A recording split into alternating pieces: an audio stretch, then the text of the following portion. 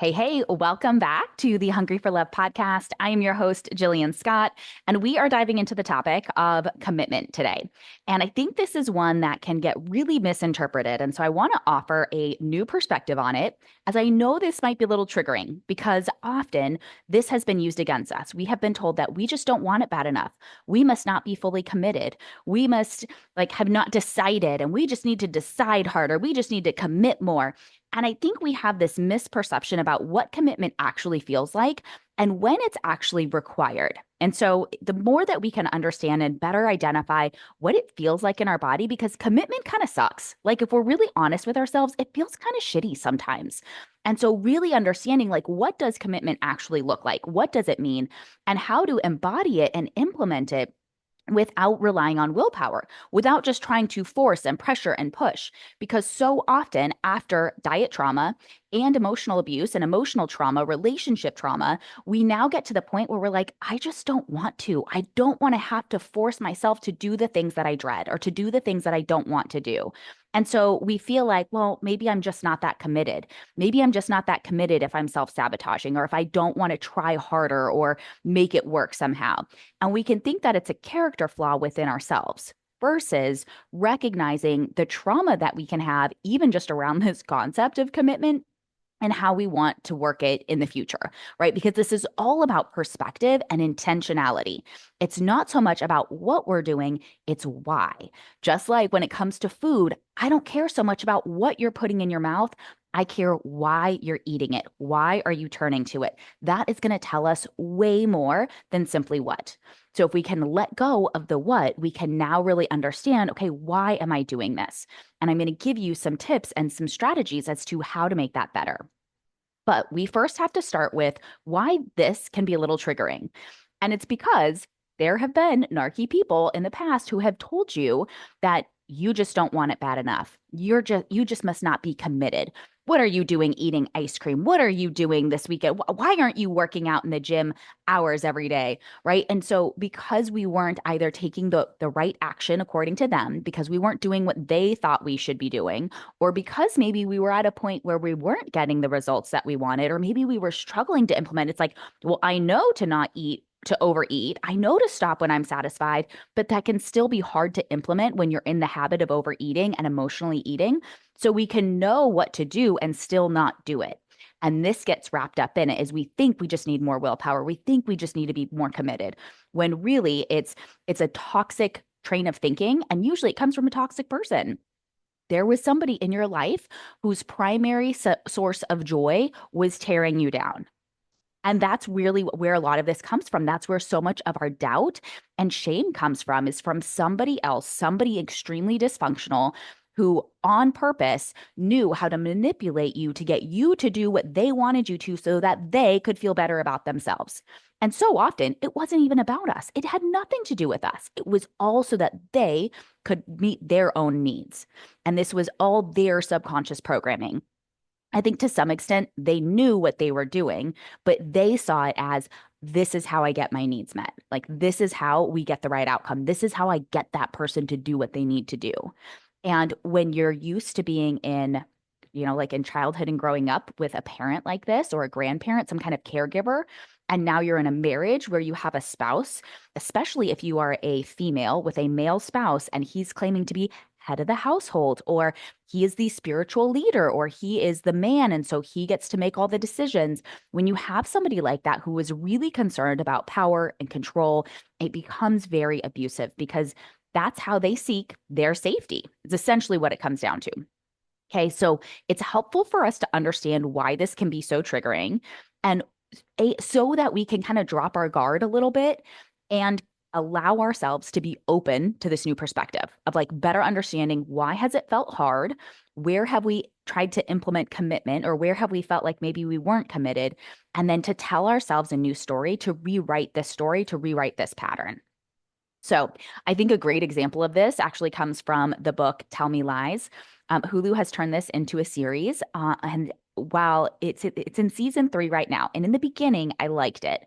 However, now in season 3, I am really struggling with it. I don't think I'm going to watch it anymore But the book is amazing. The book is really great. And I love that the author actually really, she did such a great job of explaining Stephen, who is the sociopath in this story. He is like true, like beyond just high narcissistic traits, like true sociopath of like really derives pleasure and joy from creating turmoil in other people's lives. He really like thrives off of controlling and manipulating other people.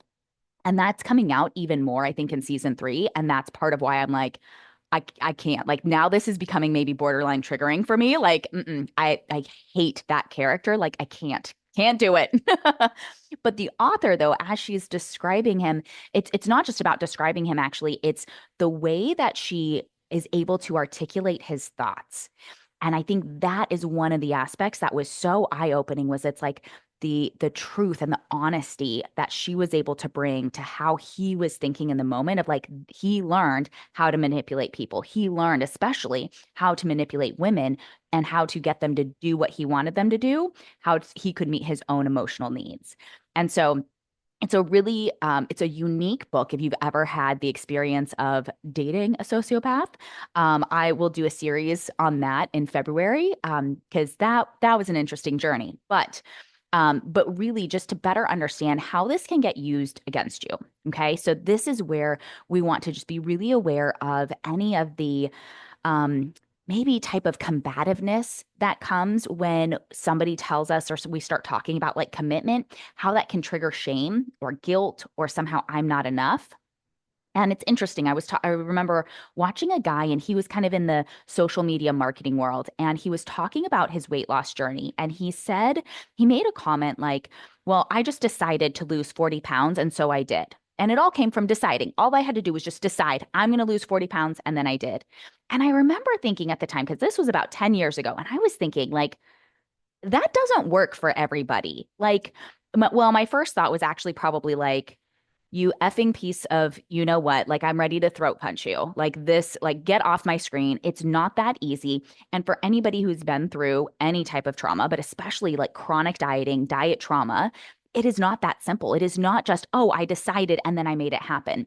We have so many survival mechanisms, so many coping mechanisms around food and alcohol and different patterns. We have so much like our eat or our restrict binge regret cycle is in full force, full play, and we simply can't control ourselves around food or alcohol. Like this has fuck all to do with deciding. This is not about decision making. This is not about commitment. It is these really survival patterns, survival mechanisms that are at play. And when we can understand that, now we can solve the right problem.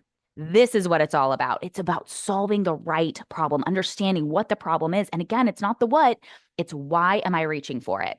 That is going to give us so much more clarity. And when we can start to solve for the why, that's when we can get somewhere.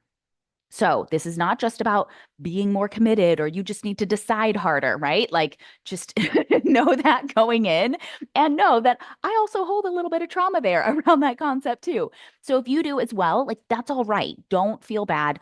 Don't use that against yourself. I say that so that you also know where I'm coming from and this different perspective that I want to bring. So let's talk about what commitment is not, because I think we mistakenly think that commitment is this forcing, pressured, like need for willpower of like, oh, if I'm committed, it means that I I push, I force, I do it at all cost. And again, after years and years, for most of us, it's decades of trauma. We simply don't want to. We don't want to force ourselves to do things anymore. We don't want to force ourselves to do what feels dreadful. We don't like, we can't. We literally don't have the willpower to be able to do these 800-calorie diets, these super restrictive diets, to just eat less and exercise more. Like it physically, physiologically just can't work anymore. And that comes after doing it once or twice. And sometimes at the time it felt successful. Like we did lose weight, but it was so hard to duplicate and it was so hard to sustain. And so because of that, we have to really rework what it means for it to work. Like how we think of a diet working or a program working, we really have to look at what is the long-term sustainability of this. So when I lost the baby weight after having my son, And it took me about a year to feel like my body composition was back and like in line. And I felt like I was back to my normal. That took about a year. So that was the end of 2021. I have now kept the weight off for 4 continuous years.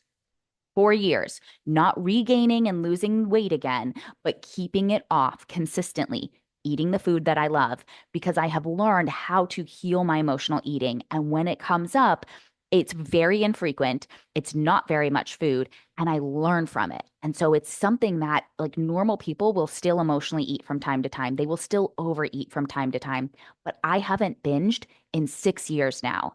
I like the binging has completely stopped. And I used to be a daily binger at times. So I was a binge eater off and on for 14 years. And there were periods where it was literally every single weekday. Weekends, I always felt better. I always felt like I could stay in I think I could stay in control. I had slightly different habits. I could go to the gym. I don't know. It just felt easier to do on the weekends. But weekdays, I think because of my job and really it was stress, it was shame, it was what I was telling myself, it was the emotional resistance and avoidance that I felt working jobs that I didn't love. And that was driving a lot of my binge eating habit. But it's going to look different for everybody. So, all of that to say here, though, that committed doesn't mean that we just force pressure, willpower ourselves into doing things because we're also pretty good at that. We stayed in relationships long after we knew it was time to leave. We stayed and put up with shitty behavior from shitty people. Pardon my French, but let's just be real here, right? Like we put up with far too much for far too long. And now we're at a point where we're like, we don't want to keep putting up with that. We don't want to stay in toxic cycles with people and dysfunctional codependent cycles with people, just like we don't want to stay in toxic and codependent cycles with food or with alcohol. We don't want to keep turning to them as this emotional release. And again, if we look at the restrict, binge, regret cycle, the restriction will drive your binge behavior. It drives the binging habit from a physical standpoint and from an emotional, psychological standpoint. So that's not working, right? Which means that we just have to try something different. And when we look at the concept of commitment, we want to just look at it differently. So sometimes we might feel like we can't, right? We feel like I don't, right? It's like I don't have the willpower for it. Sometimes we can feel like a failure or we feel like there's some internal flaw because we can't go back to doing what maybe we could have or what used to work. A lot of times we can feel guilty or like maybe I'm not committed. Maybe I don't want it bad enough because I'm not willing to do this really hard thing or what feels like this really hard thing. It's like what we expect and think that we need to do in order to create weight loss, right? A lot of times it is a dreadful plan that we were on before. And short term, we lost weight, but it was really difficult to keep off. And so this is also where we want to kind of explore what committed feels like in our bodies, because I think committed actually kind of sucks. Like it kind of feels pretty, not terrible in our bodies, but it doesn't always feel great. It doesn't always feel amazing. And I think many of us are used to relying on positivity. And when we're feeling good, we're relying on optimism. And when we're like winning and we're succeeding, then we feel committed, right? Because we're seeing the scale go down and we're losing inches and we're fitting into smaller clothes and things that we couldn't wear last year are now fitting, right? And so it's like, oh, or even when other parts of our lives are going well, like when we feel like we're crushing it in our jobs, in our business, with parenting, maybe you are rocking it through dating or divorce or really reclaiming, your relationships with friends and family. And there can be all of these different pieces where it's like when life seems like it's in order and it's going well and the sun is shining and the birds are chirping and it's rainbows and unicorns, it's easy to stay committed. But that's not typically when we need commitment, because at that point, we are truly just relying on optimism. We feel positive, we feel optimistic because we are creating, like we see the results. It's what we're making those results mean. And it's easy to foster that sense of commitment of like, oh, yeah, of course I can keep going. Of course this is going to happen. Of course this is inevitable. But real commitment will feel hard. Real commitment comes because it's something that we have to cultivate, we have to conjure in our bodies. It's something that you're going to have to allow yourself to feel. And I'm going to do this. I'm going to do this action, take this action, follow through with this habit, even when I don't feel like it. That is real commitment.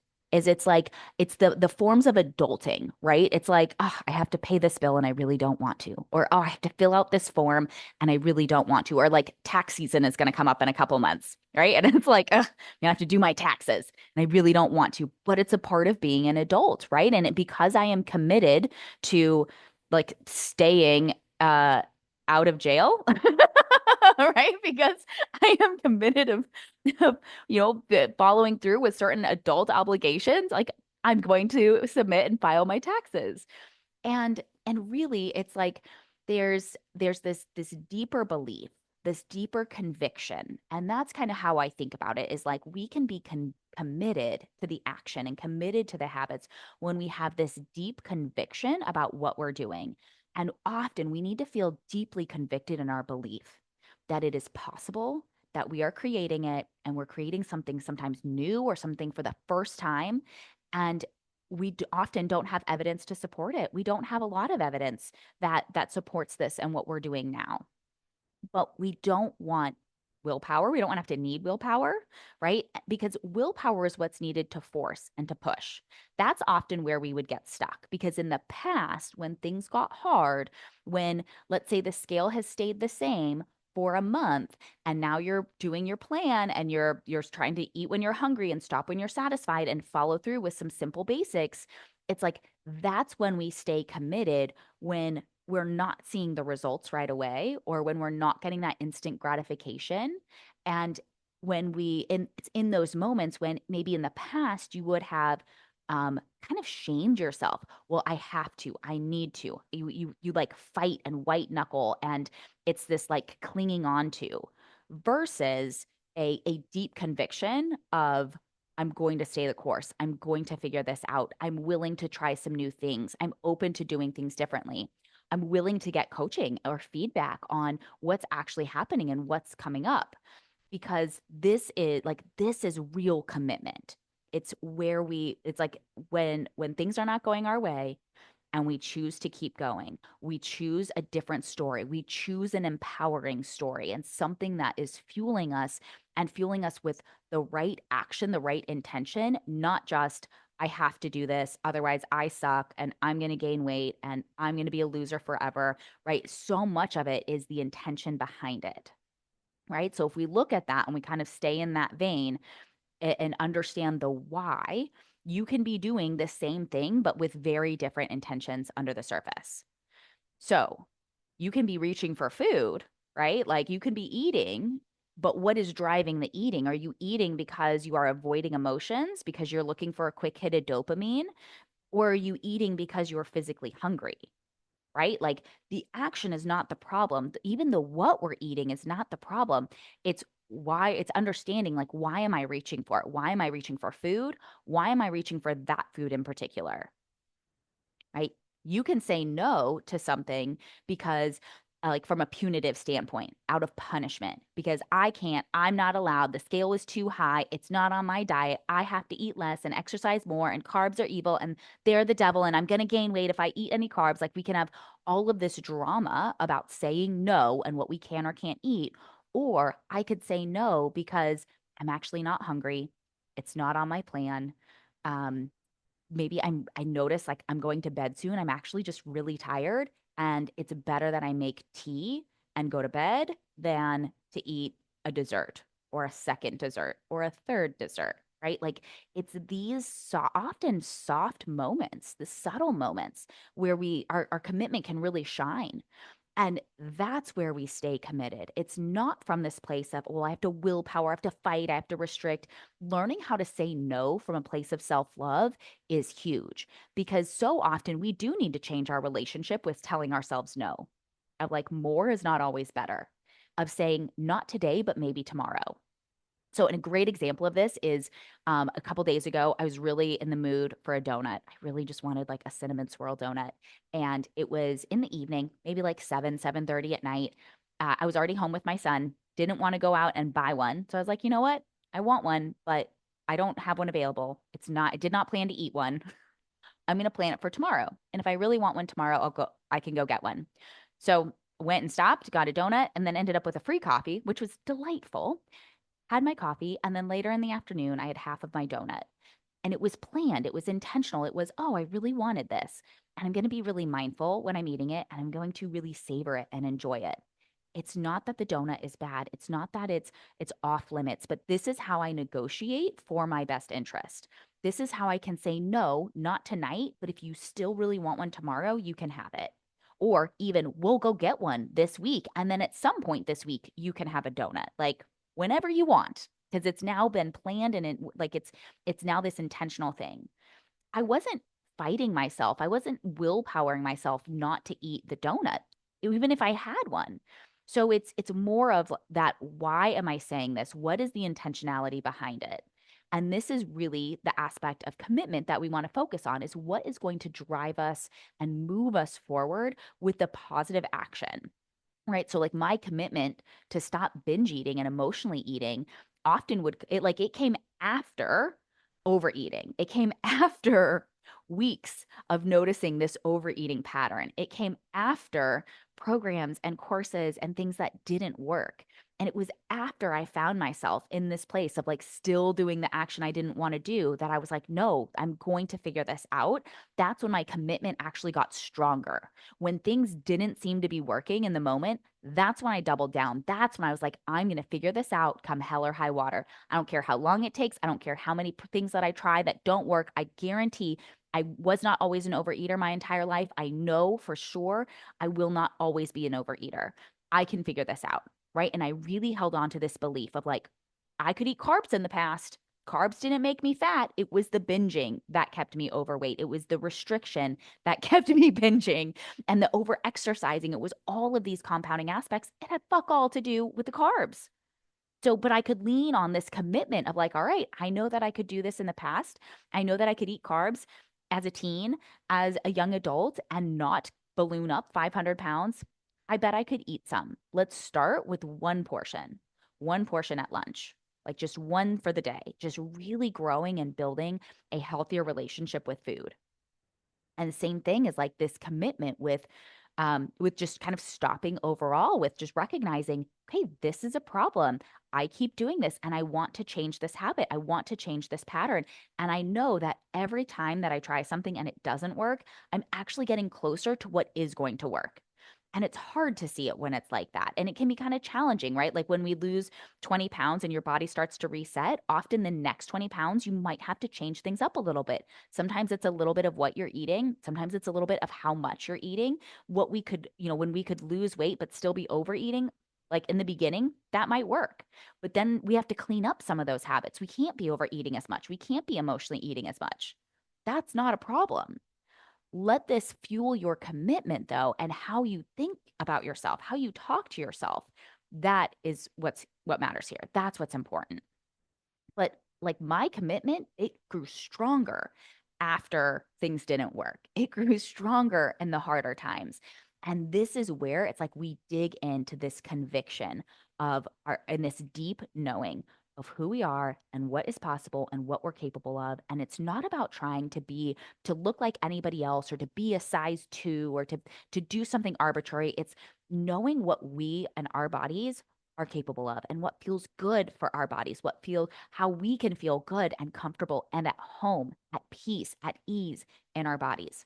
And it doesn't always mean that we look or weigh however we weighed in high school or in college or whatever kind of arbitrary thing we can use against ourselves. It's looking at, okay, this is my body now. Do I love it? Do I feel comfortable and confident in it? And now it's building the self-love and the body love and confidence now and all the way down the scale as you're losing weight, because these are not mutually exclusive either. It's going to feel hard for our brain because it feels like two competing aspects. I can love myself now and still lose weight or still want to lose weight. I can love my body now and still want to change parts of it. Like that is not a problem. Again, we want to understand why, what is underneath it. So don't shame yourself with that. Don't use that against yourself. We just want to recognize when we find ourselves in these patterns too, that these are often survival patterns. They're coping mechanisms. It's how our brains and our bodies learned to survive emotions that we didn't know how to process, situations that we couldn't handle, thoughts and beliefs that really just kept us down, right? It is a nervous system issue. And when your nervous system has been hijacked by that narky, dysfunctional person in your life, or maybe there have been multiple people in your life, of course it's going to seek out pleasure or relaxation or fun or avoidance or something else, some kind of escape with food or alcohol. Okay. It does not care about your goals. That is your survival coping mechanism. It's not a food problem. It's a nervous system, an emotional regulation problem. It's like often it's an underfeeling problem. It wasn't safe to feel emotions. It wasn't have or, yeah, it wasn't safe to have emotions. It wasn't safe to express emotions. There's so much about this that goes way deeper than the food. And it's not just about diet trauma and chronic dieting either. A lot of this has to do with the people that we have been in communication with and in relationship with, the people that we have spent the bulk of our lives with. And now we are going to rewire those neural pathways. We're going to rewire our brain. We're going to rewrite the story. This becomes our work. Not about following a new set of diet rules or a new protocol, a new plan. Doesn't matter if it's January or July. What matters is, are you solving the right problem? And are you coming at it with a trauma informed lens that isn't going to beat yourself up or say that you're just self sabotaging, so you're not committed or you don't want it bad enough? Because that is not it at all. So, I do think that because of our often unprocessed or unhealed trauma, that sometimes we develop these unconscious commitments. So we can be kind of unconsciously committed to things like safety, emotional safety, mental safety. And so we first want to understand, like, what is the unconscious commitment? And then we can flip it and find the conscious commitment. So if the unconscious is I'm unconsciously committed to overeating every day as a form of self-protection, or maybe avoiding negative thoughts, negative beliefs, negative emotions, my new conscious commitment would be I'm committed to understanding why I overeat every day, number one. And number two, committed to figuring out the solution that works best for me and my body. It's not necessarily that I'm committed to not overeating ever again. It's a process to get there. We first want to be committed to understanding why the pattern happens. Why is it at play? What is the survival pattern that's playing out? How is this meeting my emotional needs? And then I want to be committed to finding a solution that's going to work for me, my body, my psychology, honestly, my trauma. When we can do that, then we have the formula to set us up for success. That's when we can actually stop overeating. But our commitment is not just to, well, I'm just going to try harder, or never will I eat that again, or I just need to avoid and can never eat this one food. It really is, we have to look at what is the actual process here. And that is going to get you so much further than just trying to like stop binging when that has been your habit or your pattern for years. So, this is why I believe so much in coaching. It's why I believe so much in community, because I have seen how this has radically transformed my life so freaking much. Like, I can't say enough. I don't know where I would be. I am amazed. If it weren't for coaching, if it weren't for coaching and coaching communities that I have been a part of over the last 10 years, I guarantee I would be a puddle of goo on the floor. I would be in a mental institution. Like, the amount of trauma and abuse that I have endured is breathtaking in like the worst way. It is just horrific. And part of it was what I also allowed. That was my work to understand, to recognize why it was so hard to walk away, why I had a hard time cutting people out of my life, why I could see the pattern, maybe even understand the pattern, but I kept circling. I kept doing the same things over and over again. And so this is why it's not just about knowing what to do. We need to understand what is the real solution, right? So often there's so much confusion around weight loss and what's required, or even emotional eating or binge eating. How do we actually solve it?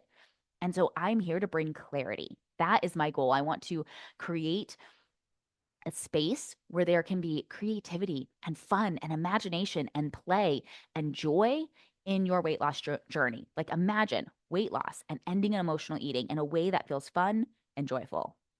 I know, two concepts that like just don't seem to go together. But this is the thing, right? Because you can keep seeing the pattern, you can understand the pattern, or you might even understand why it's happening.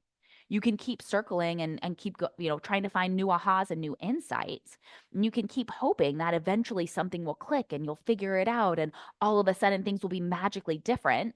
But that's not how it works. Instead, you get to choose to resolve it. And this is where I'm going to invite you into the reclaiming. This is my group coaching program that is really a high touch program designed to help you lose weight and feel amazing in your body after trauma and abuse. So, the reclaiming is the moment that you stop waiting for clarity and you decide to create it. And here's the thing, clarity comes from taking action. We start with the first step and we just get going, we just get moving. And a great example of this is yesterday, I had mapped out a couple of different podcasts in a series that I'm going to do. And then today, I was inspired and I had this new idea for this exact episode. And now, this is what I'm doing. This is what I'm releasing. I started by taking action, I started implementing, and then I also knew that more clarity is going to come, more things are going to come, but I have to get started. I have to take that first step. And that is what the reclaiming is all about. It's about empowering you to take those first steps and to give you the roadmap and the framework of what that looks like. Not that I'm here to tell you like what you can and can't eat. I'm giving you an overarching framework that you can use for the rest of your life, no matter where you are. It's simple, and it builds your self-confidence, your self-trust, your self-belief, all of the things that have been whittled away by narcissistic abuse. So this is where survival ends and self-leadership begins. That's what this is all about. It's like rebuilding that self-trust muscle, learning and cultivating that sense of self-authority and self-leadership where you can trust yourself to make decisions. Because you don't need more information. You don't need a new diet or a new set of food rules. You don't need to fix yourself. You need a new, healthier relationship with food and alcohol and your body and your past and your thoughts, and to reclaim your power. The reclaiming is where that shift happens. This is where we do it, where confusion ends, where protection releases, and where self trust becomes embodied. So, if you're ready to stop circling the same patterns and finally move forward, the reclaiming is your next step. So, there are a couple ways and a couple options in which you can join. I have a 6-month option or a 1-year option. For many people, working through emotional abuse, relationship trauma, food and diet trauma, emotional eating, weight loss. We are tackling some big things, some big topics. For many people, 1 year is a great amount of time. It gives you enough time to work through all of the ups and downs that we go through with life on at any given point, and it builds your trust that you can handle anything that comes your way. But for some people, I know 6 months might be what feels like a good starting point. So for 6 months in the group, it's $3,000, or you can join for a year and it's $4,000. So the monthly rate would be $575 for 6 months if you join the 6-month option, or $400 a month for 12 months if you want to join for the year. I will drop a link in the description where you can visit the sales page to learn more.